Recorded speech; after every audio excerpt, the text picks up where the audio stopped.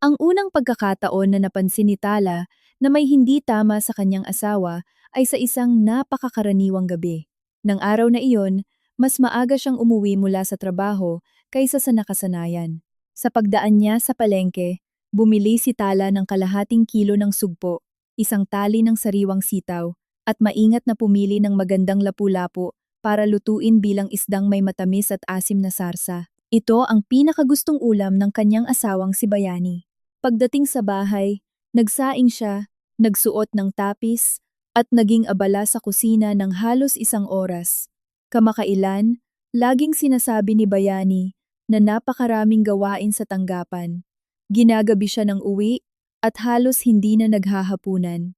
Naawa si Tala na makita siyang ganito, kaya naisip niyang ipagluto siya ng masarap, ngunit magaan na pagkain para makakain siya ng maayos pag-uwi. Sa ganap na ikawalo at kalahati ng gabi, tumunog ang susian ng pinto.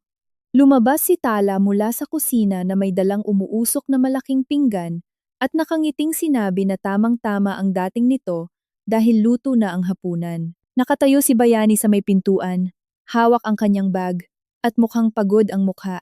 Habang naghuhubad ng sapatos, hindi niya sinabi ang nakasanayang pasasalamat sa pagod ni Tala. Isang walang ganang ungol lamang ang pinakawalan nito. Tiningnan siya ni Tala. Hindi na niya ito inisip pa, at tumalikod upang ilapag ang pagkain sa hapagkainan. Ngunit habang naghahapunan, napansin niyang hindi inaalis ni Bayani ang tingin sa harap ng kanyang telepono. Paminsan-minsan, sa gilid ng kanyang mga labi, sumisilay ang isang maliit na ngiti. Hindi iyon ang karaniwang ngiting ibinibigay para sa isang mensahe sa trabaho o kahit sa isang biro ng magkakaibigan. Isa itong ngiti na may bahid ng kalambingan na hindi maitago. Tinanong niya kung sino iyon habang nilalagyan ng binalatang sugpo ang plato nito sa napakanatural na tono. Biglang tumigil ang mga daliri ni Bayani at mabilis nitong itinob ang telepono sa mesa. Sabay sagot na isa raw itong kasamahan sa trabaho na nagtatanong tungkol sa mga kasulatan para bukas. Hindi na nagpumilit si Tala. 7 taon na siyang kasal kay Bayani, mula edad 26 hanggang 33. Sa 7 taong iyon, nagbahagi sila sa isang inuupahang bahay na laging tinutuluan ng tubig tuwing umuulan. Nag-ipon sila sentimo bawat sentimo para maibigay ang paunang bayad para sa hulugang bahay. Nag-away sa mga kaliit-liitang bagay sa pagpapagawa nito at kumain ng mainit na pares sa mga tabi-tabi tuwing madaling araw. Palaging naniniwala si Tala na ang pinakamahalaga sa mag-asawa ay ang tiwala. Nagtiwala siya kay Bayani o kahit man lang sa pagkakataong iyon ay gusto pa rin niyang maniwala sa kanya. Ang ikalawang pagkakataon na nakaramdam siya ng kaba sa kanyang dibdib ay isang katapusan ng linggo nang sabihin ni Bayani na kailangan nitong magdagdag ng oras sa trabaho. Habang naglilinis ng bahay si Tala, kinuha niya ang isa sa mga barong nito mula sa lalagyan ng maruruming damit at naamoy ang isang kakaibang pabango. Hindi iyon ang banayad na amoy ng sampagita na ginagamit niya, kundi isang mas matamis at nakakaumay na amoy tulad ng paborito ng mga kabataang babae sa bahagi ng mga pampaganda sa malaking pamilihan. Matagal na nakatayo si Tala sa balkonahe, mahigpit na hawak ang barong sa kanyang mga kamay. Umihip ang hangin mula sa kalsada at namula ang kanyang mga mata. Nais niya itong tawagan para tanungin. Ngunit huminto ang kanyang daliri sa ibabaw ng pangalan nito sa telepono, at sa huli ay hindi niya pinindot ang pindutan para tumawag. Natatakot siya sa magiging sagot. Mula noon, palagi nang ginagabi ng uwi si Bayani, at hindi na naiiwan ang kanyang telepono sa mesa sa sala. Dati, kapag naliligo ito, madalas naiiwan ang telepono sa mahabang upuan at kapag tumunog, pinapatingnan nito kay Tala kung sino iyon. Ngunit ngayon ay dala-dala na nito ang telepono hanggang sa loob ng banyo. Unti-unting nanikip ang dibdib ni Tala, na parang may isang pinong sinulid na sumasakal dito. Hindi siya uri ng babaeng mahilig gumawa ng gulo. Mayroon siyang mahinahong pag-uugali, malumanay magsalita, at hindi man lang magaling makipagtalo. Pagkatapos nilang makasal, ang ina ni Bayani na si Aling Dalisay ay tumira sa kanila sa Maynila ng ilang taon. Ginawa ni Tala ang lahat ng kanyang makakaya para alagaan ang matanda. Kapag sumasakit ang tiyan ng kanyang biyenan, natuto siyang magluto ng malalapot na lugaw at banayad na sabaw. Kapag sumasakit ang mga binti nito, Sinasamahan niya ito sa pagpapagaling ng kalamnan pagkatapos ng kanyang trabaho. Sa malalaki at maliliit na bagay sa bahay, palagi siyang nagpaparaya. Minsan ay sinabi ni Bayani na siya na ang pinakamaunawain at pinakamatiyagang babae na nakilala nito. Noon, akala ni Tala ang ibig sabihin ng pangungusap na iyon ay pagmamahal. Huli na nang maintindihan niya na kapag sinabi ng ilang lalaki na maunawain ka, ito ay dahil alam nilang hindi mo sila madaling iiwan. Nang gabing iyon, lampas 11:00 na naman nang umuwi si Bayani. Nakaupo si Tala sa sala habang nakapatay ang telebisyon at tanging isang panggabing ilaw lamang ang nakabukas. Dahil sa dilaw na ilaw, lalong lumitaw ang pamumutla ng kanyang mukha. Pagbukas ng pinto at nang makita nitong hindi pa siya natutulog, bakas ang pagkagulat kay Bayani at tinanong siya kung bakit gising pa siya. Sumagot si Tala na hinihintay niya ito. Tumigil ng sandali ang paghuhubad ni Bayani ng kanyang pangginaw at ipinaalala kay Tala na sinabi na niya ritong may hapunan sila kasama ng mga tao sa tanggapan. Tinitigan siya ni Tala at tinanong kung may itinatago ba ito sa kanya. Nabalot ng matinding katahimikan ng sala na binabasag lamang ng tiktak ng orasan sa dingding. Bawat tunog ay parang suntok sa puso ni Tala. Nanatiling nakatayo si Bayani sa may pinto at hindi agad nakasagot. Kumurap ang kanyang mga mata na parang kinakalkula ang kanyang mga sasabihin o naghahanap ng palusot.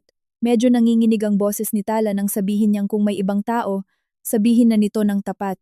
Biglang dumilim ang mukha ni Bayani. Lumapit ito sa mahabang upuan, umupo, minasahe ang tulay ng kanyang ilong, at matapos ang mahabang katahimikan, ay sinabing kailangan nilang mag-usap. Pagkarinig sa pangungusap na iyon, alam ni Tala na nagkatotoo na ang kanyang pinakamalaking takot, na ikuyom niya ang kanyang mga kamao ng napakahigpit, kaya halos bumaon ang kanyang mga kuko sa kanyang palad. Si Bayani, nakayuko at hindi makatingin sa kanya, ay sinabing patawad. Agad na puno ng luha ang mga mata ni Tala, ngunit nagawa niya itong pigilan. Tinanong niya kung kailan pa at kung sino.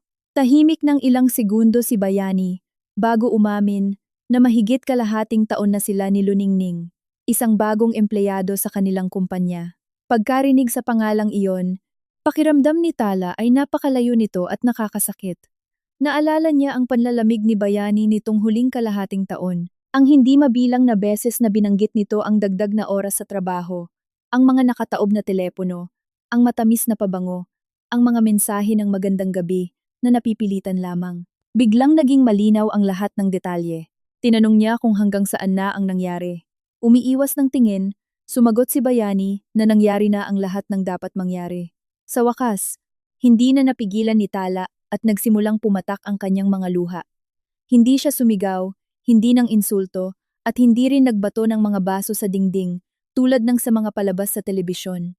Basta na lamang siyang nakaupo roon, habang ang mga luha ay isa-isang umaagos sa kanyang pisngi, sa isang nakapanlulumong katahimikan. Tila lalong nakaramdam ng pagkailang si Bayani, at bumulong na alam niyang isa siyang walang kwentang tao, ngunit hindi na raw niya kayang patuloy na magsinungaling. Iniangat ni Tala ang kanyang paningin para tingnan ito, at tinanong kung ano ang plano nito. Tumaas baba ang lalamunan ni Bayani bago bitiwan ang pangungusap na parang mabigat na maso na nagpablangko ng tuluyan sa isipan ni Tala. Sinabi nito na higit sa 2 buwan nang nagdadalang tao si Luningning at hindi nito gustong ipalaglag ang bata. Pagkatapos ng mahabang oras ng pagkabigla, narinig ni Tala ang sarili niyang boses na nagtatanong kung totoo ba ang sinasabi nito. Ibinaba ni Bayani ang boses at tumango. Biglang ngumiti ng tipid si Tala. Sa ngiting iyon, walang kahit katiting na saya, tanging kahibangan at kawalan ng pag-asa. 7 taon na silang kasal at wala pa silang anak, hindi dahil sa ayaw niya. Sa 2 taon ng kanilang kasal, nagdalang tao siya. Noon ay nakatira pa sila sa isang inuupahang bahay sa labas ng lungsod. Kapapalit pa lang ng trabaho ni Bayani at napakalaki ng bigat ng gawain nito.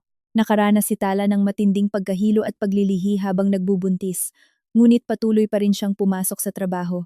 Isang araw, kinailangan niyang magdagdag ng oras sa trabaho. Pag-uwi niya ng gabi, bumubuhos ang malakas na ulan. Nadulas siya sa may pasukan ng kanilang pamayanan at nakunan. Pagkatapos noon, naapektuhan ang kanyang kalusugan. Sinabi ng manggagamot na kailangan niyang magpagaling unti-unti. na hindi imposibleng muling magdalang tao, ngunit nangangailangan ito ng mahabang pasensya. Sa mga taong iyon, uminom ng maraming halamang gamot si Tala at sumailalim sa hindi mabilang na mga pagsusuri sa kalusugan. Sa tuwing nahuhuli ang kanyang buwan ng dalaw, palihim siyang umaasa para lamang mabigo muli. Bagaman hindi nagsasalita ng masasakit na salita ang kanyang biyenan na si Aling Dalisay, palagi itong napapabuntong hininga kapag nakakakita ng ibang lolo't lola na kasama ang kanilang mga apo. Pinasa ni Tala ang lahat ng bigat sa kanyang mga balikat. Akala niya ay naiintindihan siya ni Bayani, pero ngayon ay nakaupo ito sa harapan niya at sinasabing nagdadalang tao ang kabit nito. Nanginig ang mga labi ni Tala at tinanong kung ang gusto ba nito ay palayain niya ito. Ipinikit ni Bayani ang kanyang mga mata sa sakit at humingi ng pagpapawalang bisa ng kasal. Sa labas, nagsimula ng umihip ang hangin. Napakatalim ng hangin, kaya bahagyang yumanig ang mga bintana. Tiningnan siya ni Tala at biglang naramdaman na ang lalaking nasa harapan niya ay isang ganap na estranghero. Kaya pala ang 7 taong pagsasama ay maaaring matapos sa simpleng paghingi ng pagpapawalang bisa ng kasal. Tinanong niya kung pinipilit ba ito ni Luningning. Umiling si Bayani at ipinaliwanag na pinag-isipan niya itong mabuti na hindi niya maaaring hayaang walang kinikilalang apelyido at lehitimong pamilya ang kanyang anak. Muli, tungkol sa anak. Yumuko si Tala, pumatak ang mga luha sa ibabaw ng kanyang kamay. Malamig ang mga ito. Tinanong niya kung paano naman siya, kung ano ang halaga ng 7 taong iyon para dito.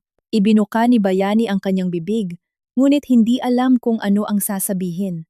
Hindi naman sa wala itong nararamdaman para kay Tala.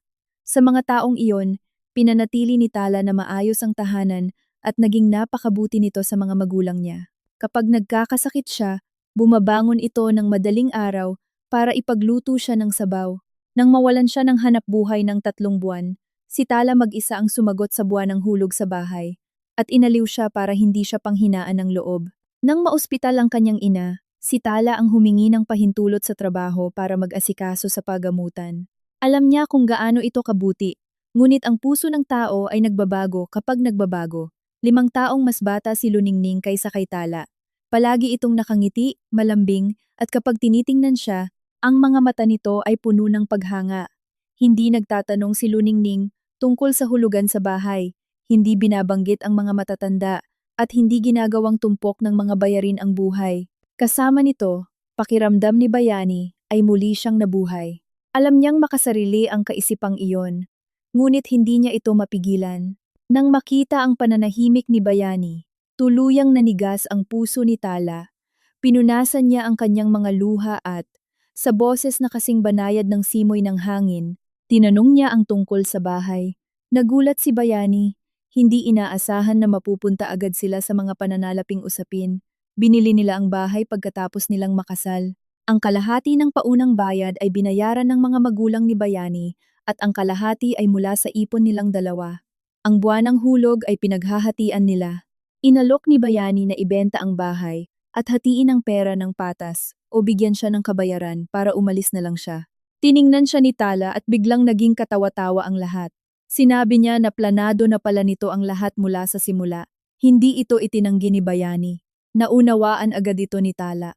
Hindi ito udyok ng damdamin o pag-amin dahil sa konsensya, kundi inihanda na nito ang kanyang plano sa pagtakas. Hinintay lang nito na makasiguro sa pagdadalang tao ni Luningning bago iparating sa kanya ang balita. Nang gabing iyon, nag-usap sila hanggang madaling araw. Kadalasan ay si Bayani ang nagsasalita.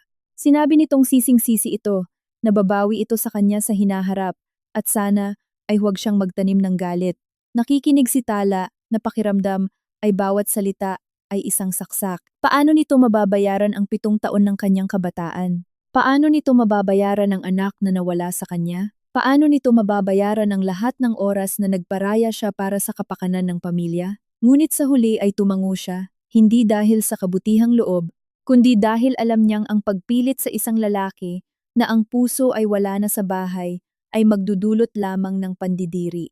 Kinabukasan ng umaga, matapos hindi makatulog buong gabi, habang si Bayani ay natulog sa silid-tulugan ng mga panauhin, lumabas ito ng mag-uumaga at nakita si Tala na nakaupo sa mesa na may isang basong malamig na tubig sa kanyang harapan. Mugto ang kanyang mga mata at maputla ang mukha, ngunit napakakalmado niya. Sinabi niyang tinatanggap niya ang pagpapawalang bisa ng kasal, ngunit may mga kondisyon.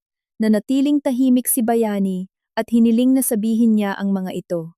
Hiningi ni Tala na ibenta ang bahay at hatiin ayon sa paunang bayad at bahagdan ng hulog na binayaran ng bawat isa, na ang kalahati ng kanilang ipon ay mapupunta sa kanya, at na anumang moral na utang o pananalaping pananagutan na mayroon ito sa bagong pamilya nito ay walang kinalaman sa kanya. Mabilis na tumango si Bayani.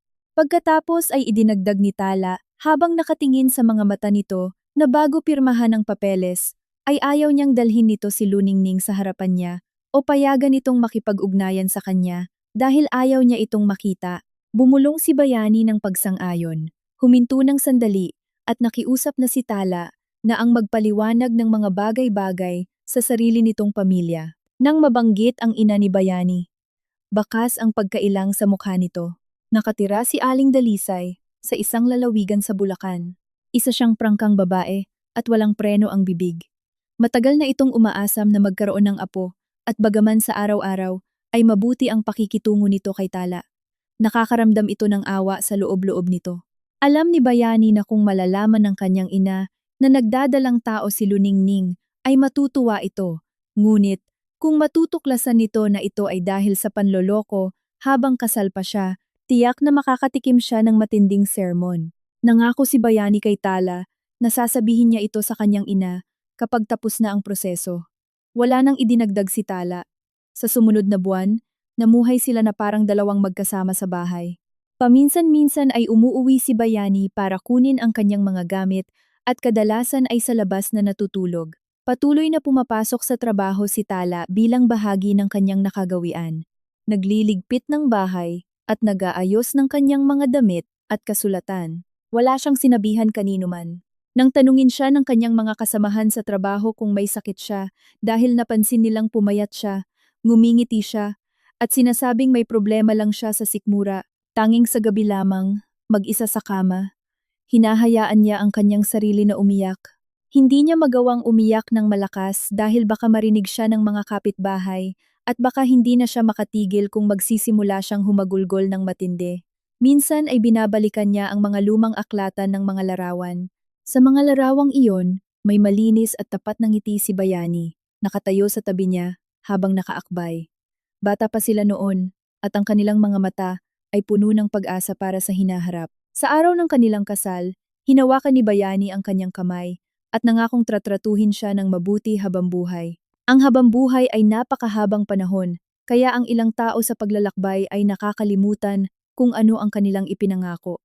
Naging mabilis ang proseso. Sa araw ng pirmahan, makulimlim ang langit at nagbabadya ang ulan. Nakasuot si Tala ng murang kayumangging pangginaw at nakatali ang buhok sa ibaba. Nakabarong si Bayani at mukhang medyo losyang. Nang magtanong ang mga opisyal bilang panuntunan, nanatiling ganap na kalmado si Tala. Tanging nang iabot sa kanya ang pinal na kasulatan lamang, bahagyang nanginig ang kanyang kamay. Napansin ito ni Bayani at sa mahinang boses ay humingi ng tawad. Tinago ni Tala ang kasulatan sa kanyang bag, iniangat ang tingin, at nakiusap na wag na nitong sabihin ang mga salitang iyon na dahil sa dalas sabihin ay nawalan na ng halaga. Nanigas ang mukha ni Bayani. Hindi na siya muling tiningnan ni Tala. Tumalikod siya at lumabas ng gusali. Sa labas, umuulan nga, isang pino at siksik na ulan. Walang payong si Tala at nanatili sa hagdan, babalik sana para tumawag ng paupahang sasakyan. Tumakbong lumabas si Bayani at inalok siyang ihatid. Umiling si Tala. Sinabi niyang hindi na kailangan, at sa isang malamig na tingin, ay ipinaalala sa kanya na simula sa araw na iyon, ay wala na silang anumang ugnayan. Naiwan si Bayani sa ilalim ng ulan, walang masabi. Sa sandaling iyon, nakaramdam siya ng biglaang puwang sa kanyang pagkatao. Gayunpaman, ang puwang na iyon ay hindi nagtulak sa kanya na bumalik dahil agad siyang tinawagan ni Luningning. Sa napakatamis na boses, sinabi nito na kagagaling lang niya sa manggagamot na perpekto ang lagay ng sanggol at tinanong kung kailan siya uuwi. Pinanood ni Bayani si Tala na umalis sakay ng paupahang sasakyan, hinigpitan ng hawak sa telepono at sumagot ng mahina na uuwi na siya agad. Paglipas ng 2 buwan, naibenta ang bahay. Kinuha ni Tala ang bahagi ng pera na para sa kanya at lumipat sa isang maliit na inuupahang bahay malapit sa kanyang trabaho. Isa itong simpleng lugar, may isang kwarto at isang sala na may balkonahe na halos hindi magkasya ang isang pasong may halamang baging at isang maliit na upuan. Ngunit sa unang pagkakataon, naramdaman niyang napakapayapa ng lugar na iyon. Pinalitan niya ang mga kurtina, bumili ng mga bagong sapin sa kama, at nagsimulang ayusin muli ang kanyang buhay. Ang mga araw pagkatapos ng paghihiwalay ay hindi kasing dali ng inaasahan niya. Minsan natutulala siya sa pamilihang bayan kapag nakakakita ng mga mag-asawang namimili ng prutas. At nakakaramdam din siya ng kirot sa dibdib sa gitna ng gabi kapag naririnig ang iyak ng isang bata sa kabilang pintuan. Pero kahit papaano, hindi na niya kailangang hulaan ang iniisip ng isang lalaki at hindi na niya kailangang maghintay sa sinuman sa harap ng walang lamang hapagkainan. Unti-unti siyang natutong tratuhin ng mabuti ang kanyang sarili. Samantala, ang buhay ni Bayani ay naging napakagulo. Lumalaki araw-araw ang tiyan ni Luningning at kasabay nito ang kanyang pagiging sensitibo at pagkamagayainin. Ayaw niyang tumira sa isang inuupahang bahay. Nagrereklamo siya na maliit ito, na maingay ang mga kapitbahay, at na hindi sapat ang atensyon ni Bayani. Pagkatapos ng trabaho, kailangang magmadaling umuwi ni Bayani para pilitin itong kumain, samahan itong maglakad-lakad, at pakinggan ang mga reklamo nito. Noong una, parang isa itong matamis na pabigat. Ngunit sa paglipas ng panahon, ay nagsimula siyang mapagod. Madalas tinatanong ni Luningning kung alam na ba ng ina nito ang tungkol sa pagbubuntis. Palaging sinasabi ni Bayani na hindi pa niya formal na sinasabi. Galit na kumukunot ang noo ni Luningning. Nagtatanong kung hanggang kailan nito balak itago ito, gayong napakalaki na ng kanyang tiyan, at sinasabing ayaw niyang ipanganak ang kanyang anak sa gitna ng mga tsismis ng mga tao. Pinakiusapan siya ni Bayani na magpasensya, sinasabing matanda na ang kanyang ina, at natatakot siyang baka hindi nito matanggap agad-agad. Sarkastikong tumatawa si Luningning, nagtatanong kung ang hindi nito matatanggap ay ang hiwalayan o ang sa wakas ay magkakaroon na ito ng apo. Walang masabi si Bayani. Sa kaibuturan ng kanyang puso, alam niyang taon-taon nang umaasa ng apo ang kanyang ina, at tiyak na matutuwa ito. Ngunit kinikilabutan siyang harapin ang panunumbat nito kung paano niya nagawang gawin ang ganoong bagay sa isang napakabuting manugang na tulad ni Tala. Pinatagal niya ang sandali hanggat kaya niya hanggang sa umabot si Luningning sa 7 buwan ng pagdadalang tao at naging hindi na matitiis ang sitwasyon. Isang gabi, nakaupo si Luningning sa mahabang upuan, hinihimas ang kanyang tiyan at sa mapupulang mga mata ay inakusahan si Bayani na wala talaga itong intensyong pakasalan siya ng totoo o bigyan siya ng lugar. Tinatanong kung bakit hindi siya nito dinadala para makilala ang ina nito. Nagsimula siyang umiyak. Sinasabing isa siyang babaeng nakatira kasama nito na walang malinaw na katayuan.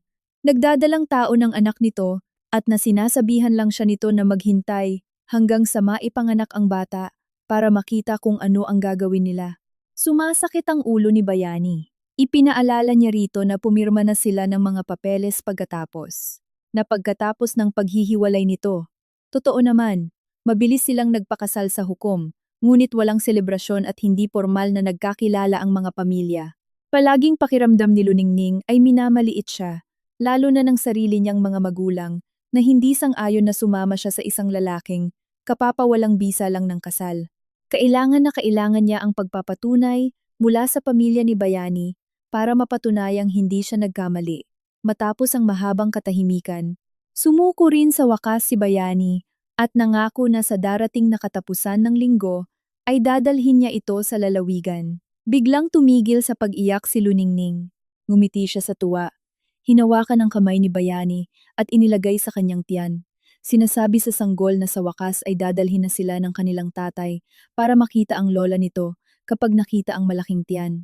Bahagyang kumalma ang kaba ni Bayani. Naisip niya na baka kapag nakita ng kanyang ina na nagdadalang tao si Luningning, palalagpasin na nito ang lahat. Tutal, para sa mga matatanda, ang mga bata ang pinakamahalaga. Maaga pa lang ng Sabado, nagmaneho si Bayani, papunta sa kanyang probinsya sa Bulacan, kasama si Luningning. Ang bayan ay isang karaniwang lugar. May makikipot na kalye na napalilibutan ng mga lumang bahay at maliliit na tindahan. Nakatira si Aling Dalisay sa isang bahay sa labas ng bayan na may maliit na bakuran kung saan siya nagtatanim ng mga gulay. Nang huminto ang sasakyan sa pasukan, nasa bakuran si Aling Dalisay na nagsasampay ng mga kumot. Nang marinig ang makina, sumilip siya. Nakilala niya ang sasakyan ng kanyang anak at nagliwanag ang kanyang mukha sa isang malaking ngiti. Bumaba si Bayani at tinawag siyang inay. Ibinaba ni Aling Dalisay ang mga sipit ng damit at tumingin sa sasakyan na nagtataka kung nasaan si Tala at kung bakit hindi ito kasama. Ang pangungusap na iyon ay nagpayelo sa ngiti ni Bayani.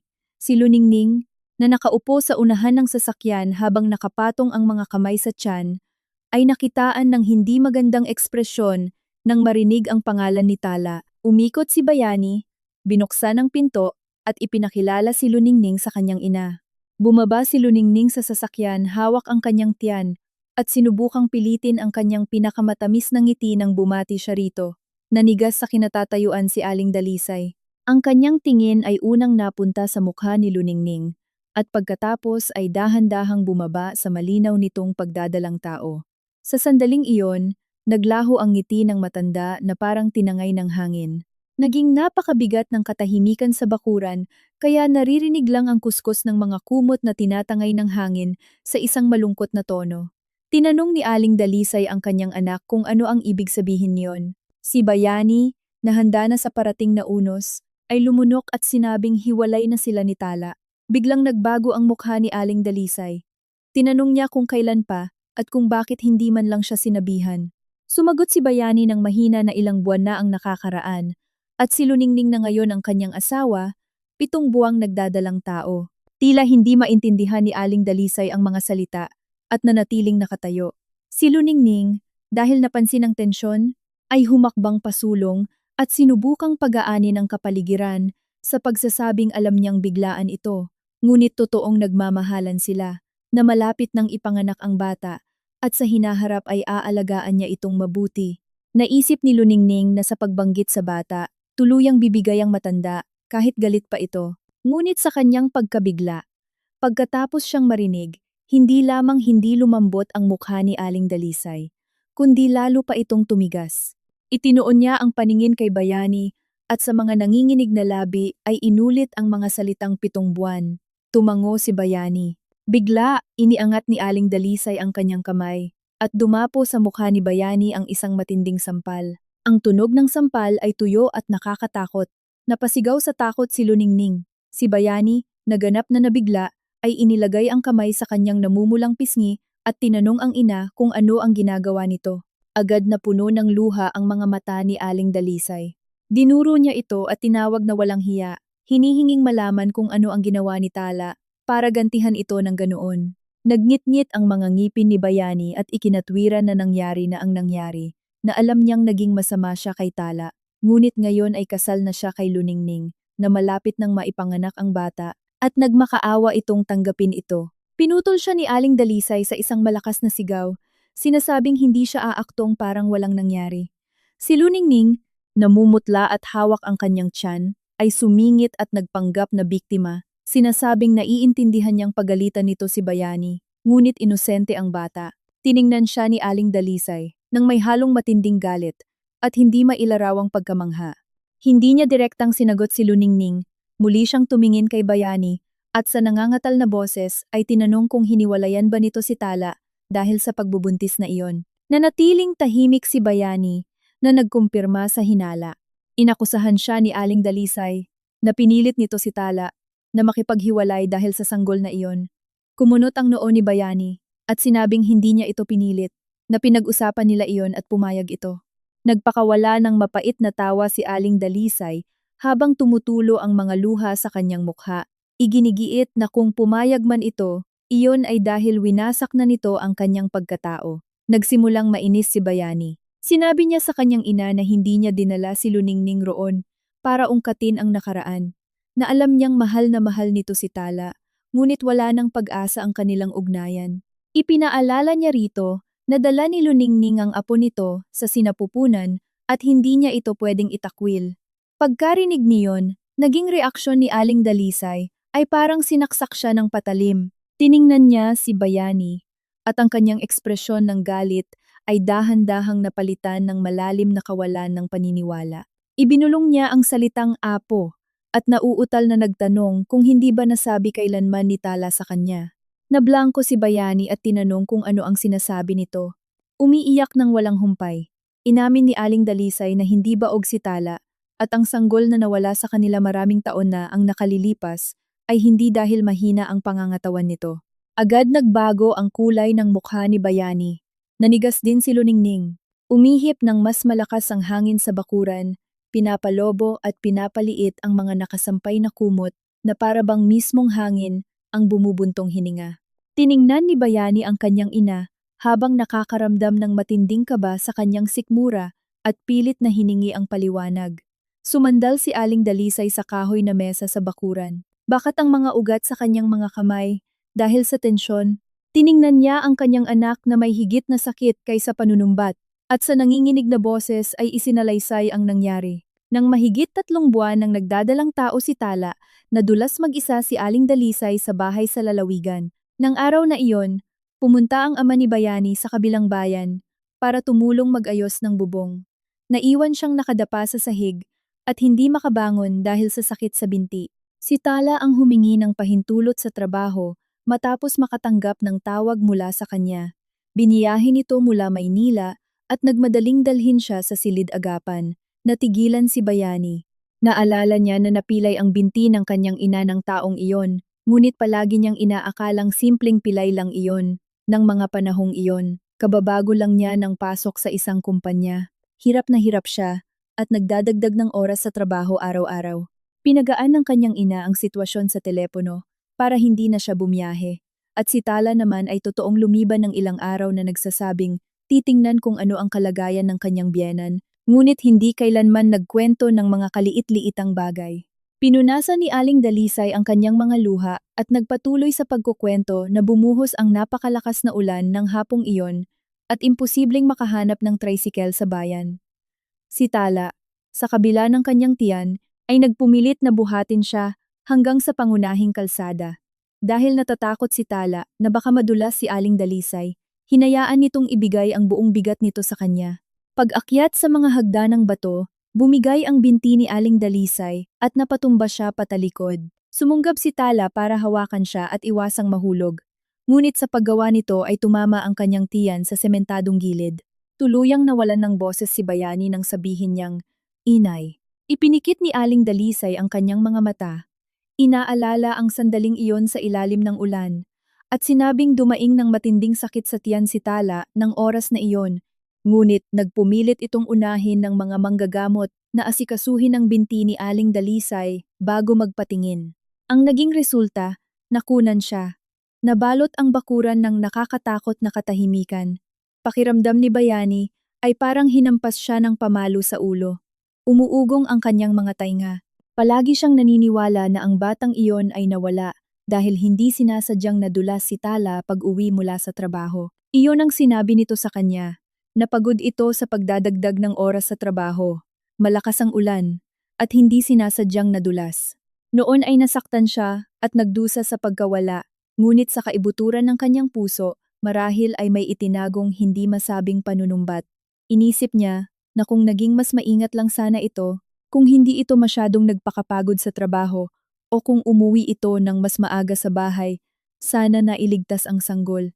Pero ang totoo pala, nangyari ang lahat dahil iniligtas nito ang kanyang ina. Ang totoo, nilunok ni Tala ang tunay na dahilan ng mag-isa. Habang umiiyak, ipinaliwanag ni Aling Dalisay na matapos makunan, takot na takot si Tala na sisihin nito ang kanyang ina at hindi makayanan ni Aling Dalisay ang konsensya, kaya nagmakaawa itong itago ang sikreto. Sinabi nito na nasa ilalim ng matinding bigat ng gawain si Bayani at masisiraan ng loob kung malalaman ang totoo. Nakiusap itong palabhisin na naging lampa lang ito para hindi magkaroon ng samaan ng loob sa pamilya. Naramdaman ni Bayani na unti-unting nawawalan ng dugo ang kanyang mukha. Naalala niya si Tala noong panahong iyon. Pagbalik mula sa pagamutan, butot balat na ito. Hindi ito makatulog tuwing gabi. Sa panahon ng pagpapahinga matapos makunan, Pinagbawalan itong magbuhat o humawak ng napakalamig na tubig, ngunit sa takot na baka mapagod siya sa trabaho, patagong bumabangon ito para initin ang kanyang pagkain. Bagaman lubog ito sa kalungkutan, ito pa ang umaaliw sa kanya, sinasabing bata pa sila at marami pang pagkakataon. At nang sandaling iyon, niyakap niya ito at sinabing wala siyang tampo dito. Akala niya, sa pangungusap na iyon ay pinapagaan niya ang loob nito. Ngayon, kung iisiping mabuti, tiyak na naging napakasarkastiko ng mga salitang iyon para kay Tala. Wala itong kasalanan sa kahit ano, at tinapos niya ito sa isang, "Wala akong tampo sa iyo." Si Luningning, na nakatayo sa tabi nila, ay lalong namumutla. Noong una, naisip niya na kahit magalit ang biyenan, bibigay din ito dahil sa inaasahang bata. Ngunit hindi niya kailanman inakala na lalabas ang ganoong kwento mula sa nakaraan. Tiningnan niya si Bayani at napansin na nagbago ng lubusan ang pagtingin nito. May pagkabigla, pagkakasala, at isang uri ng pagkasindak na hindi pa niya nakita rito. Nakaramdam si Luningning ng buhol ng kawalan ng katiyakan, hinila ang manggas nito at bumulong na hindi maganda ang pakiramdam niya. Ngunit tila hindi siya naririnig ni Bayani. Nakatitig lang ito kay Aling Dalisay at hirap na nagtanong kung ano ang nangyari pagkatapos. Dahil sinabi ng mga manggagamot na mahina ang katawan nito at mahihirapang muling magdalang tao. Nangangamula ang mga mata, nanumbat si Aling Dalisay na inutos ng manggagamot ang ganap na pahinga para tuluyang gumaling ang mga epekto. Tinanong niya ang kanyang anak kung nakapagpahinga ba ito. Hindi alam ni Bayani kung ano ang isasagot. Nang mismong panahong iyon, kapapamili lang nila ng bahay at sinasakal sila ng buwanang hulog. Bumalik sa trabaho si Tala 3 linggo, matapos makunan sa takot na mawalan sila ng kita at lumala ang bigat ng isipin dito. Kinalaunan, nang lumipat si Aling Dalisay sa Maynila kasama nila, si Tala ang nagpasan sa halos lahat ng pag-aalaga sa kanya. Ibinuhos ni Aling Dalisay ang lahat ng naipong sakit. Ikinuwento niya kung paano sa 2 taong pamumuhay niya kasama nila, si Tala ang naghahanda ng kanyang agahan at nagdadala sa kanya sa pagpapagaling ng kalamnan. Tuwing Disyembre, nagyayelo ang mga kamay at paa ni Tala at dumaranas ito ng matinding sakit na nagpapapawis dito ng malamig, ngunit pinagbawalan siyang sabihin ito sa kanya. Dinuro ni Aling Dalisay ang kanyang anak. Sinusumbatan na nagreklamo ito na hindi raw sapat ang pagiging malambing ni Tala, na nakakabagot ang buhay nilang mag-asawa at kaya humanap ito ng iba. Nagmakaawa si Bayani sa kanyang ina na tumahimik sa isang mahinang boses. Ngunit sumabog si Aling Dalisay, pinalalaya ang mga taon ng naipong konsensya. Sumigaw ito na malalaman nito ang lahat, na dapat ay ikinuwento na niya ito maraming taon na ang nakalilipas, at hindi na sana nakinig kay Tala. Sa mukhang basang-basa ng luha, tinanong niya si Bayani kung pakiramdam ba nito ay napakahalaga na nito ngayon, dahil may anak ng parating. Kung naisip ba nito, kahit minsan ang mga utang nito kay Tala, na ang batang nawala ay anak din nito. At kung hindi dahil sa pagliligtas sa kanyang lola, ang panganay sana nito ay tinatawag na itong tatay. Desperadong isinigaw ni Bayani ang salitang inay, ngunit pagkatapos ng sigaw ay nawalan siya ng lakas. Napayuko ang mga balikat. Hindi na siya nangahas na makinig pa, dahil bawat salita ay kutsilyong naghuhukay sa pinakamadilim na sugat ng kanyang konsensya. Sa wakas, hindi na nakatiis si Luningning. Sa mga namumulang mata, tiningnan niya si Aling Dalisay at sinabing naiintindihan niyang naawa ito sa kanyang dating manugang. Ngunit nakaraan na iyon, na ngayon ay siya na ang asawa ni Bayani, na dinadala niya ang bata ng pamilya sa kanyang sinapupunan at hindi nito pwedeng ibunton ang galit sa kanya dahil sa mga lumang bagay. Tiningnan siya ni Aling Dalisay taglay ang yelong lamig, sinasagot na hindi siya nagbubunton ng anumang galit dito. Ngunit kung alam nitong kasal ang lalaki at pumasok pa rin ito sa higaan nito, hindi rin ito isang biktima. Agad na napaluha si Luningning. Umiiyak siyang ikinatwiran na totoong nagmamahalan sila ni Bayani at hindi mapipilit ang pag-ibig na kung talagang napakabuti ni Tala, hindi ito iiwan ni Bayani. Pagkarinig niyon, biglang lumingon si Bayani para tingnan siya na may ekspresyong nagpatakot sa kanya. Nagpakawala ng sarkastikong tawa si Aling Dalisay. Sinasabi sa kanyang anak na heto ang hiyas na inuwi nito sa bahay, na si Tala. Gaano man ito kasama, ay hindi kailanman ng agaw ng asawa ng may asawa, o nagpunta sa bahay ng iba na naguutos ng pagkilala habang inihaharap ang tiyan. Namula sa galit si Luningning at inakusahan si Aling Dalisay na masyadong masama magsalita. Pinalo ni Aling Dalisay ang kahoy na mesa at isinigaw na kung hindi nito gusto ay lumayas na ito, na napakaliit ng kanyang bakuran para sa mga ganyang karuming usapan. Tulalang nakatingin si Bayani sa kanyang ina. Tinalikuran siya ni Aling Dalisay at sa basag na boses ay nag-utos na huwag na siyang tatawagin pang inay at binalaan na kung gusto nitong manatili kay Luningning at bumuo ng pamilya, hindi niya ito mapipigilan. Ngunit huwag nitong asahan na ipag-oorganisa niya sila ng anumang binyag o masayang salo-salo o magbubulag-bulagan siya. Nanginginig sa inis si Luningning. Pumunta siya roon na puno ng ilusyon, umaasang makaharap ang isang biyenang gustong-gustong magkaapo, at sa halip, ipinahiya siya sa kanyang mismong pagmumukha.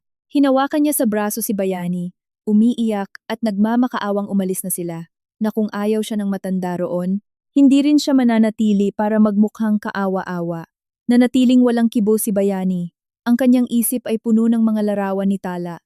Si Tala, sa ilalim ng ulan na inaalalayan ang kanyang ina. Si Tala na maputla sa kama ng pagamutan. Si Tala na hawak ang kasulatan ng paghihiwalay, hinihiling sa kanyang tumigil sa paghingi ng tawad. Nang sandaling iyon, inisip niyang masyadong kalmado ito, sa paraang nakakainis para sa kanya. Ngayon ay sa wakas, nauunawaan na niya na hindi sa hindi nasasaktan si Tala, kundi napakasakit na kaya wala na itong lakas na makipag-away pa sa kanya. Nang makitang hindi ito kumikilos, lalong nakaramdam ng pagkainsulto si Luningning. Isinigaw niya kay Bayani kung ano ang problema nito, kung nagsisisi ba ito. Natauhan si Bayani, tiningnan siya ng may pagod, at sinabing sumakay na sa sasakyan. Nagpumilit si Luningning habang umiiyak, hinihinging malaman kung nagsisisi itong nakipaghiwalay dito. Ang tanong na iyon ay parang tinik na tumusok sa huling patak ng dangal na natitira sa bakurang iyon. Matagal na nanahimik si Bayani bago sumagot sa paos na boses. Hindi ko alam. Nanigas si Luningning. Hindi niya kailanman inasahan ang sagot na iyon mula rito. Sa isip niya, palagi siyang matatag na pinipili ni Bayani. Ito ang nagsabi na walang init sa kasal nito, na nakakabagot si Tala, at gusto nitong magsimula muli, at ngayon ay sinasabi nito na hindi nito alam. Hinawakan ni Luningning ang kanyang tiyan, at umapaw ang mga luha. Ipinapaalala rito na naghihintay siya ng anak nito. Ipinikit ni Bayani ang kanyang mga mata at tumango. Kinagat ni Luningning ang kanyang labi at binalaan ito na wala siyang pakialam sa nakaraan. Ngunit ngayon ay kailangan nitong panindigan siya at ang kanyang anak. Bumulong si Bayani na paninindigan niya ito. Ngunit sa pagbigkas ng mga salitang iyon, mismong siya ay nakaramdam na parang ganap na walang laman ang mga ito. Dati, sinabi rin niya ang parehong bagay kay Tala. Natratratuhin niya ito ng mabuti, nabibigyan niya ito ng tahanan at sasamahan niya ito habang buhay. At sa huli, ang kanyang mga pangako na maninindigan ay hindi kailanman nakayanan ang tukso ng bago. Nang araw na iyon, hindi nagtagal si Bayani para mananghalian sa lalawigan. Nagkulong si Aling Dalisay sa kanyang bahay at kahit anong tawag nito mula sa labas, hindi niya binuksan ang pinto. Sa huli, dahil sa walang tigil na pag-iyak ni Luningning sa sasakyan, wala nang nagawa si Bayani kundi paandarin ang makina at umalis. Sa biyahe pabalik sa Maynila, walang sino mang nagsalita sa kanilang dalawa. Noong una, patuloy na humihikbi si Luningning, ngunit unti-unti itong kumalma. Nilimitahan ang sarili sa paghimas sa kanyang tiyan. Nakaramdam siya ng sama ng loob at takot din dahil napansin niya ang pagbabago sa ugali ni Bayani. Alam niya na ang mga salita ng araw na iyon ay nag-iwan ng marka rito. Nagsimula siyang magsisi na pinilit niya ito na bisitahin agad ang kanyang ina. Kung hindi sila pumunta, kahit papaano sana ay patuloy siyang namuhay sa katiyakan na mahal siya ni Bayani at kaya siya pinili.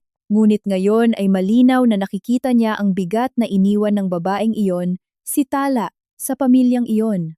Kahit wala na ito, para itong madilim na anino sa itaas ng kanyang ulo. Sa gabi, pag-uwi nila sa kanilang inuupahang bahay, umupo si Luningning sa mahabang upuan at sa mahinang boses ay tinanong kung plano nitong hanapin si Tala. Huminto sa kalagitnaan ng paghuhubad ng kanyang pangginaw si Bayani at tinanong kung sino. Sinumbatan siya ni Luningning na huwag magmaang-maangan. Natahimik si Bayani. Muling namula ang mga mata ni Luningning. Sinusumbatan ito na ngayong alam na nito kung gaano nagsakripisyo ang dating asawa nito para sa pamilya nito. naawa ito. At tinatanong kung wala ba siyang halaga, kung ang pagdadala sa anak nito ay hindi ba isang sakripisyo, o kung ang pagtitiis sa pang-iinsulto ng sarili niyang mga magulang at paninira ng mga tao sa kanyang likuran ay hindi ba masakit para sa kanya. Umupo si Bayani sa kabilang dulo ng upuan at sa pagod na boses ay sinabing hindi niya sinabing hindi ito nasasaktan. Tinanong ni Luningning kung bakit hindi siya inaalo nito. Nagrereklamo na hindi siya nito kinibo. Simula nang umalis sila sa lalawigan at inaakusahan itong iniisip na mas mababa ang halaga niya kaysa kay Tala. Minasahe ni Bayani ang kanyang sentido at inaming gulong-gulo ang isip niya. Mapait na tumawa si Luningning. Nagtatanong kung anong gulo ang sinasabi nito gayong ang hiwalayan ay sarili nitong pasya at ang bata ay gusto rin nito. At sinusumbat rito na ngayon biglang nakokonsensya ito sa pilitan nitong ipinaalala na ito ang unang naghanap sa kanya. Dahil sa pangungusap na iyon, napaangat ng tingin si Bayani.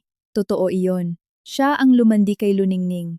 Sa salo-salo ng tanggapan, naparami ang inom ni Luningning at sumandal sa pader ng pasilyo. Dinalhan niya ito ng tubig at tiningnan siya nito ng malambing habang tinatawag ang kanyang pangalan.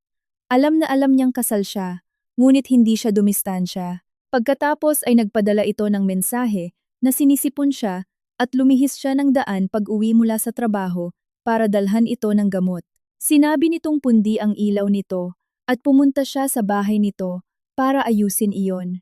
Sinabi nitong natatakot itong mag-isang magdiwang ng kaarawan at naghapunan siya kasama nito. Sa bawat isa sa mga hakbang na iyon, pwede sana siyang huminto, ngunit hindi niya ginawa. Tinakpan niya ang kanyang kasakiman ng palusot na pakiramdam niyang kailangan siya at pinangatwiranan ang kanyang panloloko sa pagsasabing natagpuan niya ang tunay na pag-ibig. Hanggang noong araw na iyon, bahagyang ginising siya ng sampal ng kanyang ina. Ngunit anong silbi ng paggising sa ganoong yugto?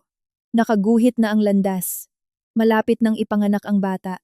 Asawa na niya si Luningning at ang puso ni Tala ay nadurog dahil sa kanya. Wala siyang karapatang magsisi at lalong walang karapatang umurong. Nang gabing iyon, natulog si Bayani sa sala. Nakahiga sa mahabang upuan, paikot-ikot siya at hindi makatulog. 2:00 ng madaling araw, kinuha niya ang kanyang telepono at binuksan ang usapan kay Tala. Ang pinakahuling usapan nila ay noong inasikaso nila ang pera mula sa bahay. Ang mensahe ni Tala ay nagsasabing natanggap na ang pera. Hindi na kailangan ng anumang ugnayan. Ilang tuyo at mariing mga salita na parang isang pinto na nakasara ng mahigpit. Nag-type si Bayani ng mahahabang talata at pagkatapos ay binura iyon letra por letra. Gusto sana niyang tanungin kung bakit hindi nito sinabi ang nangyari, ngunit hindi siya nangahas dahil malinaw ang sagot. Para hindi siya masaktan, para hindi sisihin ang kanyang ina, para panatilihin ang kapayapaan sa pamilya. At ano ang ginawa niya? Sinira niya ang pamilyang iyon gamit ang sarili niyang mga kamay. Sa huli, isang mensahe lang ang ipinadala niya. Patawad. Sa tabi ng mensahe, isang orasan o isang kulay abong marka lang ang lumabas na nagpapahiwatig na hinangganan na siya ni Tala. Mahigpit na hinawakan ni Bayani ang telepono at nagpakawala ng mapait na tawa na hindi nagtagal ay nauwi sa pagluha.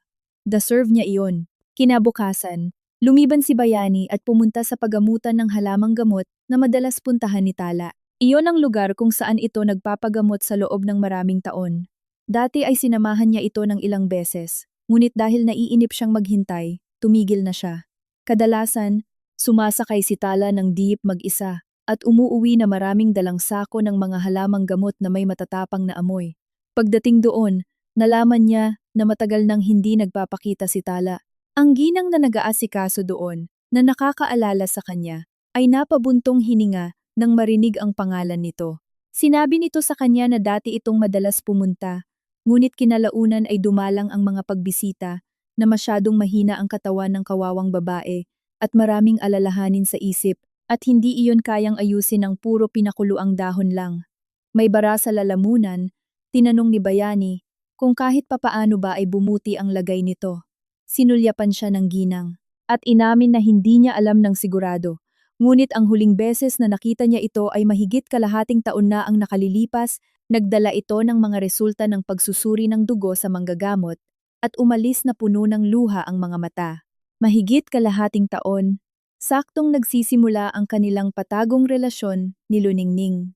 Bumagsak ang puso ni Bayani.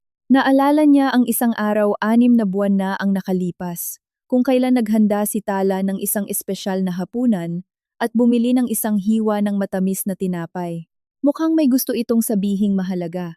Ngunit nakatanggap siya ng tawag mula kay Luningning na nagdadahilan ng dagliang tawag sa trabaho at dali-dali siyang umalis. Nang umuwi siya ng madaling araw, malamig na ang hapunan sa mesa. Tinanong siya ni Tala kung bakit napakagabi na niyang umuwi. Siya, taglay ang inis, ay sumagot na sinabi na niya rito na kailangan niyang magdagdag ng oras. Nanahimik ito, ipinasok ang tinapay sa palamigan at bumulong na ayos lang. Mula sa araw na iyon, lalo itong naging tahimik. Nakatayo sa harap ng pagamutan, kinapos ng hininga si Bayani. Hindi niya alam kung ano ang sinasabi ng mga pagsusuring iyon o kung ano ang sinusubukang sabihin ni Tala ng gabing iyon. Ang alam lang niya ay habang tumatakbo siya papunta sa ibang babae, posibleng sinusubukan ni Tala sa huling pagkakataon na isalba ang kanilang kasal, ngunit hindi siya kailanman lumingon. Sa kabilang banda, nagsisimula ng umayos ang buhay ni Tala. Nagpalit na siya ng hanapbuhay. Iniwan niya ang nakakaubos lakas na posisyon sa pangasiwaan at lumipat sa sangay na tagapaglingkod sa mga mamimili ng isang maliit na kumpanya ng mga kasangkapan sa bahay. Hindi ganoon kalaki ang sweldo, ngunit hindi niya kailangang lumampas sa oras araw-araw at nakaka-relax ang kapaligiran kasama ng kanyang mga katrabaho. Inayos niya ang kanyang maliit na paupahan sa napakakomportableng ayos. Sa gilid ng bintana, naglagay siya ng ilang paso ng bulaklak at ang palamigan ay hindi na puno ng mga pinakagustong pagkain ni Bayani, kundi ng kanyang paboritong prutas, sariwang gatas, at ilang panghimagas. Tuwing katapusan ng linggo, pumupunta siya sa mga pag-aaral ng paghuhurno o nanonood ng sine kasama ang kanyang mga kaibigan. Natututo na niyang alisin ang kanyang atensyon sa bigong kasal na iyon, bagaman paminsan-minsan ay naaalala pa rin niya ang anak na hindi kailanman naipanganak. Lalo na kapag nakakakita siya sa kalsada ng isang bata na nakahawak sa kamay ng ina nito, nakakaramdam pa rin ng bahagyang kirot ang kanyang puso. Ngunit hindi na niya inilalagay ang lahat ng inaasahan niya sa buhay, sa pagiging asawa at ina. Nagsisimula na siyang maintindihan na una ay si Tala at pangalawa na ang lahat ng iba pa. Makalipas ang isang buwan, hinanap ni Aling Dalisay si Tala. Isang hapon, nang dumating si Tala mula sa trabaho, nakita niya ang kanyang dating biyenan sa pinto ng gusali. Dala ni Aling Dalisay ang isang supot ng mga itlog mula sa probinsya at mukha itong balisa. Huminto saglit si Tala at tinawag itong Aling Dalisay. Nasa dulo na ng kanyang dila ang salitang inay, ngunit pinigilan niya ang kanyang sarili. Agad na puno ng luha ang mga mata ni Aling Dalisay. Lumapit siya, inilagay ang mga itlog sa mga kamay nito, at sinabing pinuntahan niya ito. Hindi iniwas ni Tala ang kanyang mga kamay at banayad na nagtanong kung kamusta ang kalusugan nito. Tumango si Aling Dalisay na nagsasabing mabuti naman, pero ang masakit sa kanya ay ang kanyang puso. Matapos ang ilang segundong katahimikan, inanyayahan siya ni Tala na umakyat. Maliit ang inuupahang bahay, pero maliwanag at malinis na malinis. Lumingalinga si Aling Dalisay at lalo siyang nakaramdam ng lungkot. Naalala niya kung paano pinanatiling maayos ni Tala ang malaking bahay na kasama ang kanyang anak at ngayon ay mag-isa itong nakatira sa ganoon kaliit na lugar. Umupo siya sa mahabang upuan. Kinukuskos ang mga kamay nang may kaba sa kanyang palda. Ipinagsalin siya ni Tala ng isang basong tubig. Nang kunin ito, muling tumulo ang mga luha sa mga mata ni Aling Dalisay. Humihingi ng tawad sa lahat-lahat. Yumuko si Tala at nakiusap na wag nitong sabihin iyon. Sa pagitan ng mga hikbi, iginiit ni Aling Dalisay na kung hindi dahil sa pagtatangkang tulungan siya nito, hindi sana nito nawala ang bata, at kung hindi siya pinagbawalan ni Tala na sabihin iyon kay Bayani, hindi siya sana nanahimik, lubos na ikinalulungkot na ganoon ang iginanti ng kanyang anak dito. Nanginig ang mga pilikmata ni Tala, at matapos ang mahabang sandali ay sumagot na tapos na iyon. Umiling si Aling Dalisay, sinasabing hindi niya iyon mapapalagpas, na hindi siya makatulog sa pag-iisip sa lahat ng tiniis ni Tala, at bagaman alam niyang huli na, kailangan niyang humingi ng tawad ng personal. Nang makita ang mukha ni Aling Dalisay na puno ng konsensya, hindi nakaramdam ng galit si Tala.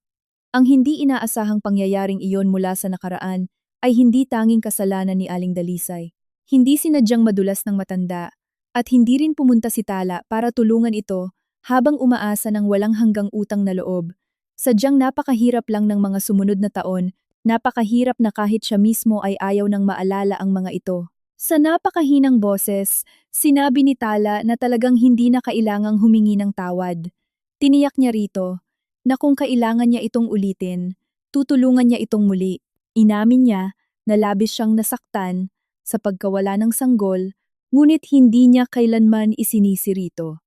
Tinakpan ni Aling Dalisay ang kanyang bibig, umiiyak at sinabi na habang mas nagiging maunawain siya, mas lalo siyang nasasaktan para rito.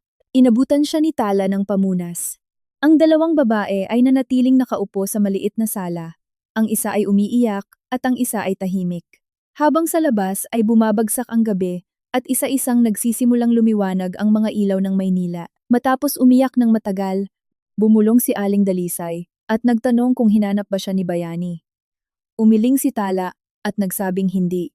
Iniiwasan ang detalye na hinangganan na niya ito. Napabuntong hininga si Aling Dalisay at ikinuwento na alam na ni Bayani ang katotohanan tungkol sa nakaraan. Na durog ito, ngunit sinabi niya rito na anong silbi ng pagsisisi ngayon na ang mga utang ay hindi nababayaran ng ilang salita ng pagsisisi. Sumagot si Tala taglay ang ganap na pagiging kalmado na hindi niya kailangan na may bayaran ito sa kanya, na gusto lamang niyang mamuhay ng payapa. Banayad ang pangungusap, ngunit naging matatag. Agad na naunawaan ni Aling Dalisay na wala ni katiting na intensyon si Tala na lumingon pabalik. Nakaramdam siya ng awa para dito, ngunit kasabay nito ay matinding ginhawa. Bago umalis, iniwan ni Aling Dalisay ang supot ng mga itlog sa may pasukan. Sinundan siya ni Tala para ibalik ito, ngunit sumenya si Aling Dalisay gamit ang kanyang mga kamay. Nililinaw na hindi siya pumarito para mamagitan pabor kay Bayani, kundi gusto lamang niyang magdala ng kaunting alaala, at na kung hindi niya ito tatanggapin, aalis siyang mas mabigat pa ang puso. Pinanood ni Tala ang matanda, habang naglalakad palayo, na nakayuko ang likod at sa huli, ay hindi na niya tinanggihan ang mga ito. Mula sa araw na iyon, ang buhay ni Bayani ay naging isang tunay na kaguluhan. Malapit ng manganak, hindi na makontrol ang timpla ni Luningning. Patuloy siyang naghihinala na iniisip pa rin ni Bayani si Tala at sinisilip niya ang telepono nito sa tuwing may pagkakataon. Kung mahuli si Bayani ng 10 minuto pag-uwi, gagawa ito ng gulo, iiyak, at hihingi ng paliwanag. Noong una, sinusubukan siyang pakalmahin ni Bayani, ngunit nauwi rin ito sa pagkapagod dahil sa dami ng eksena. Ipinanganak ang sanggol sa madaling araw, isang batang lalaki na mahigit 3 kilo. Nang bumukas ang mga pinto ng silid paanakan at lumabas ang dalubhasang tagapag-alaga kasama ang bata, lumambot ang puso ni Bayani. Anak niya ito. Bukod sa mga gulo ng mga matatanda, walang malay ang bata. Si Luningning, nakahiga sa kama na maputla ang mukha nang makita itong hawak ang sanggol, ay mahinang nagtanong kung masaya siya. Tumango si Bayani at sinabing oo. Kumislap ang mga mata ni Luningning at tinanong kung nasabihan na nito ang ina nito. Nag-alinlangan ng sandali si Bayani at kinumpirmang oo. Pumunta si Aling Dalisay sa pagamutan. Lumitaw siya sa pinto ng kwarto, bitbit ang isang kaldero ng masabaw na tinola at mga damit ng sanggol. Komplikado ang kanyang pagtingin. Tutal, siya ang lola at pagkakita sa bata, lumambot ang kanyang tingin, ngunit ang lambing na iyon ay hindi umabot kay Luningning. Inasikaso niya ang bata, pinakain si Luningning, at ginampanan ang kanyang mga pananagutan, ngunit laging nagpapanatili ng edukada at malamig na agwat. Hindi nagtagal, at napansin ito ni Luningning sa panahon ng kanyang pagpapagaling matapos manganak. Naghanap siya ng mali sa lahat ng ginagawa ni Aling Dalisay, na matabang ang sabaw, na walang lasa ang pagkain, na hindi maayos ang pagkakakabit ng lampin, o mali ang paraan ng paghawak sa bata. Kinagat ni Aling Dalisay ang kanyang dila sa loob ng ilang araw, hanggang sa gitna ng isang pagtatalo, ay sinabi nito na kung tinutulungan man siya nito, ay dahil lamang sa bata, na wala siyang utang rito. Kahit na ano. Agad na umiyak si Luningning at tinawagan si Bayani. Nagrereklamo na pinapahiya siya ng ina nito. Umuwi si Bayani at naipit sa pagitan ng dalawa. Sa isang banda, ang kanyang asawang kapapanganak lang. Sa kabilang banda, ang kanyang ina na gusot ang mukha dahil sa pagod. Sa unang pagkakataon, naranasan niya sa sarili niyang balat na ang pagsisimula muli ay hindi ganoon kadali. Ito ay simula pa lamang ng isang bagong impyerno ng araw-araw na pagtatalo. At sa pagkakataong ito, walang sino mang tulad ni Tala para tahimik na ayusin ang buhay niya. Sa gabi, umiiyak ang bata. Ayaw bumangon ni Luningning dahil masakit daw ang kanyang mga tahi. Matanda na si Aling Dalisay at kung karga niya ang bata ng matagal, sobrang sumasakit ang kanyang likod. Pagkatapos magtrabaho buong araw, kailangan niyang bumangon ng madaling araw para magtimpla ng gatas, magpalit ng lampin, at magpatahan sa bata. Ang kanyang pisikal na hitsura ay bumagsak sa nakakaalarmang bilis. Minsan naiisip niya kung paano ring nagpuyat si Tala buong gabi para alagaan ang kanyang ina, o kung paano ito nanatiling gising magdamag noong nilalagnat siya nang hindi man lang nagrereklamo kahit minsan. Palagi nitong sinasabi sa kanya, "Ayos lang ako, may pasok ka pa bukas, matulog ka na." Tinamasa niya ang mga sakripisyong iyon na para bang karapatan niya ang mga iyon. Nang mawala niya ito, doon lang niya natanto na hindi ito mga karapatan, isa itong purong pagmamahal. Nang mag-isang buwan ng bata, iginiit ni Luningning na mag-organisa ng binyag at malaking salo-salo. Sinabi niyang hindi siya pwedeng patuloy na maging biktima, na wala silang handaan sa kasal, at na kahit man lang sa kapanganakan ng kanyang anak, ay dapat ipagdiwang ng maayos. Sumasakit ang ulo ni Bayani marinig pa lang iyon. Mahigpit ang sitwasyong pananalapi sa bahay, at marami ang gastos ng bata. Iminungkahi niyang gumawa ng simpleng bagay, imbitahan lang ang pinakamalalapit para kumain. Nagalit si Luningning at tinanong kung sa tingin ba nito ay hindi siya karapat-dapat doon. Pinapaalala rito na nang pakasalan nito si Tala, nakapaghanda sila ng maganda at kinuwestiyon kung bakit pagdating sa kanya ay kailangang palaging pangalawang opsyon. Nanahimik si Bayani.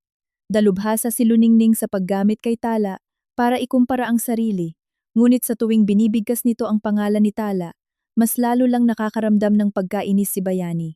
Sa huli ay sumuko siya at ginawa ang binyag.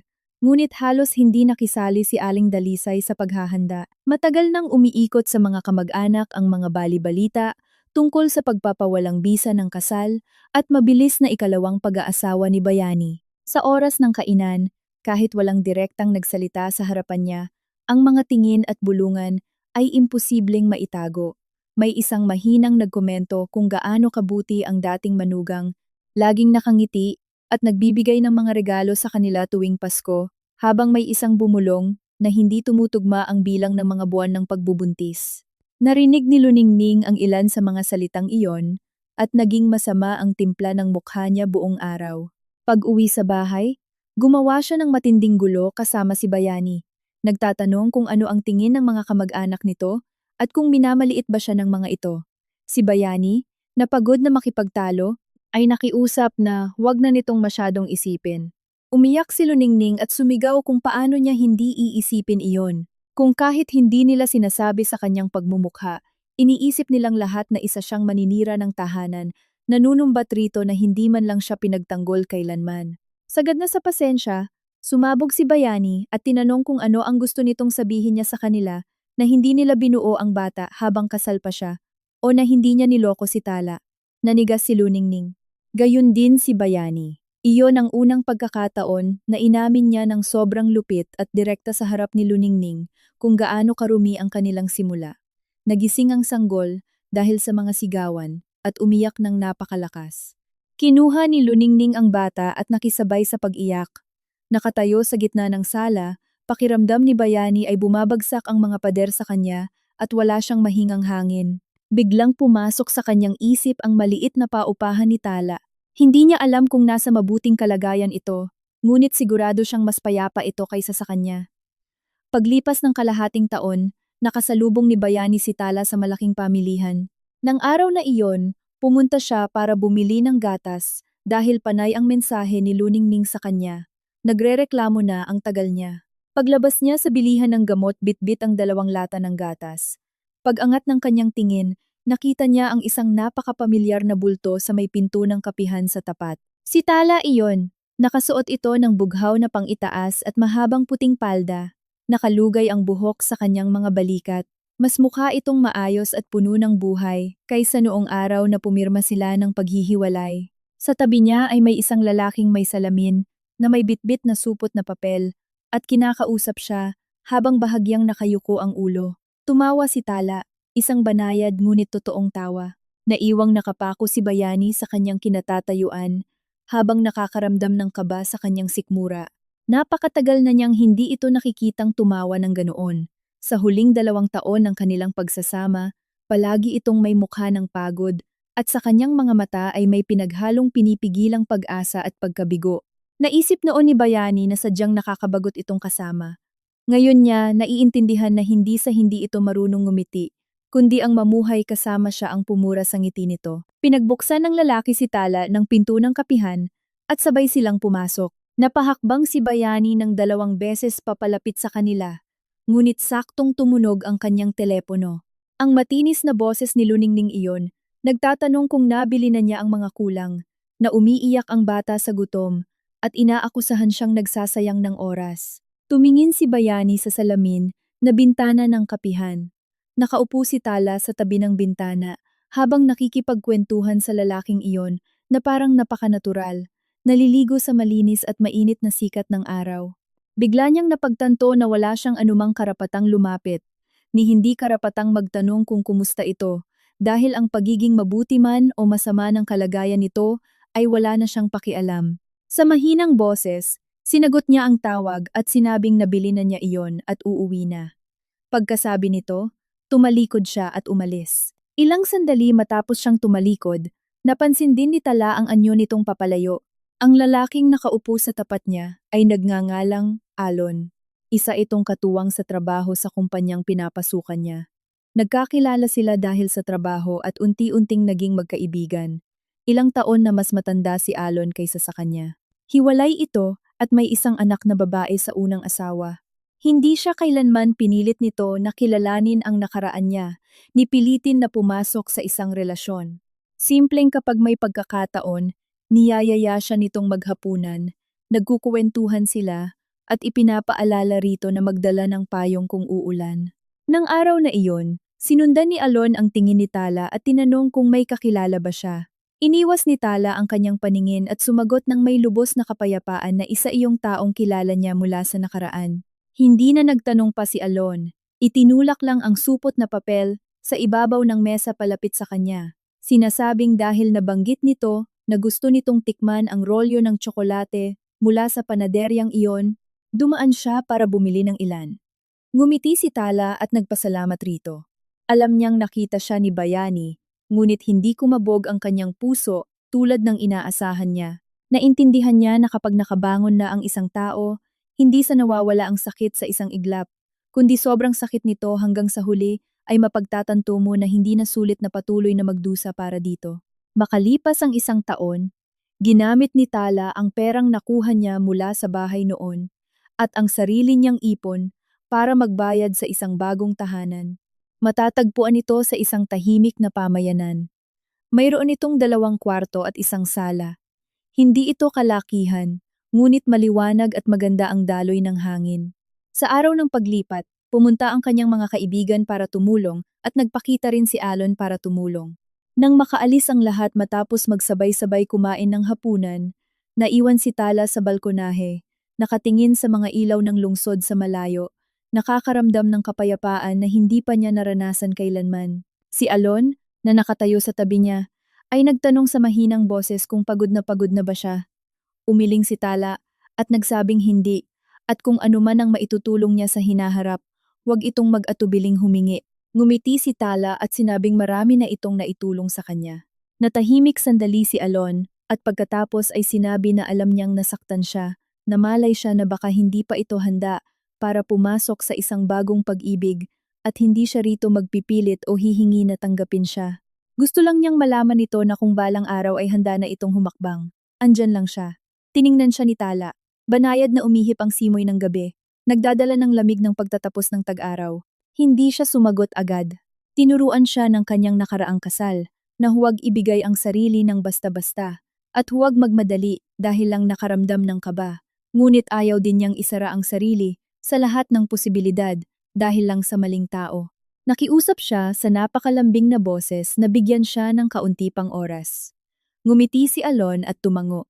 Ngumiti rin si Tala At sa pagkakataong ito sa kanyang ngiti, wala na itong anumang bahid ng pilit. Samantala, patuloy ang araw-araw na nakasanayan sa buhay ni Bayani. Lumalaki ang bata araw-araw, natutong dumapa, gumapang, at bumigkas ng salitang papa. Sa tuwing lumalapit ang bata sa kanyang mga braso, natutunaw ang puso ni Bayani at ipinapaalala sa sarili na kahit anong mangyari sa relasyon nila ni Luningning, kailangan niyang maging isang mabuting ama. Ngunit napakasira na ng relasyon nilang mag-asawa, kaya mahirap nang ayusin. Hindi na muling nagtrabaho si Luningning simula ng mga anak. Umasa na lamang sila ng tuluyan sa kinikita ni Bayani at puno siya ng hinanakit sa buhay, sa kanyang biyenan, at higit sa lahat, kay Bayani. Madalas niyang isumbat dito na kung hindi lang dahil sa bata, biniyayaan na niya sana ito. Si Bayani, dahil sa dalas na marinig iyon, ay naging manhid na. Isang madaling araw, nilagnat ng napakataas ang bata at kailangang tumakbo ni Bayani patungong pagamutan habang karga ito. Nagwawalang umiiyak si Luningning sa tabi niya at pumunta rin si Aling Dalisay sa silid agapan. Pumila sila para matingnan, naghintay ng resulta ng pagsusuri ng dugo at nanatiling gising sa pag-aalala buong madaling araw. 4:00 ng umaga, nakaupo si Bayani sa upuan sa pasilyo. Nakatingin sa kanyang natutulog na anak sa kanyang mga bisig at bigla niyang naalala na maraming taon na ang nakalipas. Buong gabi rin nagbantay si Tala sa pagamutan para alagaan ang ina nito. Tumawag lamang siya sa telepono para tanungin kung malala iyon, nagdadahilan na kinabukasan ay may malaking gawain siya at hindi siya makakapunta. Sa kabilang linya, sinabi ni Tala na huwag siyang mag-alala at intindihin nito ang kanyang trabaho. Literal na tinanggap niya ang huwag kang mag-alala na iyon at ngayon niya naiintindihan na minsan kapag sinasabi ng isang tao na ayos lang, hindi siya nagsasakripisyo, kundi ayaw lang nitong mas pahirapin pa ang sitwasyon para sa iyo. Ngunit napagtanto niya ng napakahuli na. Si Aling Dalisay, na nakaupo sa tabi niya, ay tiningnan siya at napabuntong hininga ng malalim, sinasabing sa buhay na ito, may mga pagkakamali na hindi naayos sa paghingi lamang ng tawad. Nakayukong tumango si Bayani, sinasabing alam niya iyon. Pinakiusapan siya ni Aling Dalisay na hayaan na si Tala sa kapayapaan, na nahirapan ng sobra ang kawawang babae para ayusin muli ang buhay nito at wag na niya itong sirain pa. Matapos ang mahabang katahimikan, tumango si Bayani at nangakong hindi niya gagawin iyon. Hindi sa ayaw niya itong makita o lumuhod para humingi ng tawad, kundi dahil sa wakas ay naintindihan niya na ang totoong pagsisisi ay hindi ang pagmamakaawa ng tawad, kundi ang paghinto na ipapasan ang sarili mong pananagutan sa iba. Hindi kailangan ni Tala ang kanyang mga pagsisisi. Kailangan niya ng kapayapaan, kalayaan, at isang kinabukasan kung saan wala ito. Lumipas ang 2 taon pa, at ikinasal si Tala kay Alon. Isa itong napakasimpleng kasal na pinuntahan lamang ng mga pinakamalapit na kaibigan at kasamahan sa trabaho. Nakasuot si Tala ng malinis na puting damit, walang pabonggang belo, at walang magarbong marangyang seremonya. Si Alon, hawak ang kamay niya, ay sinabi sa harap ng lahat na hindi niya maipapangako ang isang buhay na walang bagyo, ngunit sinisiguro niya na pagdating ng ulan, hindi niya ito hahayaang harapin ang unos mag-isa. Namuo ang mga luha sa mga mata ni Tala, naalala niya ang mga araw na kailangan niyang tiisin ang lahat mag-isa. Ang itaguyod ang bahay, ang pagkakasakit ng kanyang biyenan, ang sakit ng pagkawala ng kanyang anak at ang dangal na niyurakan dahil sa pambabae ng kanyang dating asawa. Umabot siya sa puntong inisip niyang habang buhay siyang makukulong sa anino ng bigong kasal na iyon, ngunit ngayon ay naroon siya sa ilalim ng bagong liwanag. May kasama sa kanyang tabi na handa siyang samahan ng totoo, at sa wakas ay nakabuo siya ng lakas ng loob para muling maniwala. Pagkatapos ng pag-iisang dibdib, nakatanggap si Tala ng isang mensahe mula sa isang hindi kilalang numero. Isa itong napakaikling mensahe. Nalaman ko na ikinasal ka na. Hangad ko na maging napakasaya mo. Ang utang ko sa iyo ay hindi ko mababayaran sa buhay na ito. Patawad. Binasa ito ni Tala at hindi sumagot. Alam niyang galing ito kay Bayani. Hindi niya ito hinangganan ni Binura. Simpleng itinabi niya ang telepono sa kanyang bag. Inangat ang kanyang ulo at tiningnan si Alon na nakikipag-usap sa ilang mga bisita. Napansin ni Alon ang tingin niya, lumingon at ngumiti sa kanya. Binalik ni Tala ang ngiti nito. Ang mensaheng iyon ay parang isang tuyong dahon na nahulog sa ilog ng nakaraan na hindi nakagawa kahit kaunting alon sa tubig. Hindi niya kailangang may bayaran si Bayani sa kanya o mabuhay itong habambuhay na nagsisisi. Gusto lamang niyang mamuhay nang maayos mula roon. Tungkol naman kay Bayani, sa totoo lang, hindi na muli siyang nagpakita kay Tala. Paminsan-minsan, sa pamamagitan ng kanyang ina, ay nakakarating sa kanya ang mga balita tungkol dito, na nakabili na ito ng bahay, na mayroon itong mas magandang trabaho, na napakaganda ng lagay nito sa bago nitong kasal. Sa tuwing may naririnig siya, nakakaramdam siya ng kirot sa kanyang dibdib, ngunit nakakaramdam din ng kaunting ginhawa. Alam niyang deserve nito iyon. Sa huli, naghanap din ng trabaho si Luningning. Nang mag-aral na ang bata, hindi na ito nakakulong sa bahay, at bahagyang kumalma ang masamang ugali nito. Ang kasal ni Bayani at Luningning ay hindi matatawag na masaya. Mas kamukha pa ito ng isang uri ng napilitang pagsasama, nakatali dahil sa bata at sa buwan ng hulog sa bahay. Sa katahimikan ng gabi, minsan napatigil si Bayani para isipin kung ano sana ang nangyari, kung hindi siya gumawa ng maling hakbang na iyon. Marahil ay nagkaroon sila ng pangalawang anak ni Tala. Marahil ay nakabawi na ito ng buo. Marahil ay nag-away rin sila at nahirapan para pagkasyahin ang pera. Ngunit kahit papaano ay hindi niya mararamdaman, tulad ngayon, na may kulang na piraso ng kaluluwa niya habang buhay. Ngunit sa buhay, walang mga salitang sana. Kapag ang isang matanda ay gumawa ng maling desisyon, madalas kailangan niyang gugulin ang natitirang bahagi ng kanyang buhay sa pagtanggap ng mga kahihinatnan. Sa kanyang mga huling taon, madalas maalala ni Aling Dalisay si Tala paminsan-minsan. Nakatabi pa rin sa kanya ang isang makapal na balabal na iniregalo nito sa kanya at sinusuot lamang niya iyon sa mga pinakamalamig na araw ng Disyembre. Kapag tinatanong ng mga kapitbahay kung binili ba iyon ng kanyang manugang, nag-aalinlangan siya ng isang segundo at pagkatapos ay sasagot sa mahinang boses na niregalo iyon ng dati niyang manugang. Sa isang tonong puno ng awa at konsensya, alam niya ng higit sa sinuman na ang ilang mabubuting tao, kapag nawala mo sila, hindi na sila babalik kailanman. Sa kanilang 3 taon ng kasal, nagsilang si Tala ng isang batang babae. Sa araw ng panganganak, nasa labas ng silid paanakan si Alon, basang-basa ng pawis dahil sa kaba. Nang marinig na ang ina at anak ay perpekto ang lagay, namutid ng luha sa malaking lalaking iyon. Nang lumabas ang tagapag-alaga kasama ang sanggol, ang unang itinanong ni Alon ay, "Kumusta ang asawa ko?" Kinalaunan, nang ikwento ito ng tagapag-alaga kay Tala, naging emosyonal siya ng sobra. Yakap ang kanyang maliit na anak at nakatingin sa maaliwalas at maliwanag na langit mula sa bintana ng pagamutan. Naalala ni Tala ang batang hindi kailanman na ipanganak, maraming taon na ang nakalipas. Sa kanyang puso, ibinulong niya rito. Ayos na si Ina ngayon. Magpahinga ka na ng payapa. Pumasok si Alon sa kwarto. Umupo sa gilid ng kama. Maingat na hinawakan ang kamay niya. At pinasalamatan siya sa kanyang paghihirap. Umiling si Tala habang maluha-luha ang mga mata. Ngunit may napakalaking ngiti. Sa wakas, ay naintindihan niya na ang tunay na kasal ay hindi nakabase sa pagpaparaya ng walang hangganan ng isang panig o sa paglunok ng lahat ng problema ng tahimik. Ang totoong kasal ay kapag pagod ka, may taong makakapansin, na kapag nasasaktan ka, may taong makikiramdam, at kapag nagpapakahirap ka, may taong nagpapahalaga roon. Makalipas ang ilang panahon, sa isang karaniwang araw, naglalakad-lakad si Tala habang tinutulak ang sasakyan ng bata sa loob ng kanilang tahimik na pamayanan. Napakaganda ng sikat ng araw at mahimbing na natutulog ang bata sa sasakyan. Huminto siya sa lilim ng puno.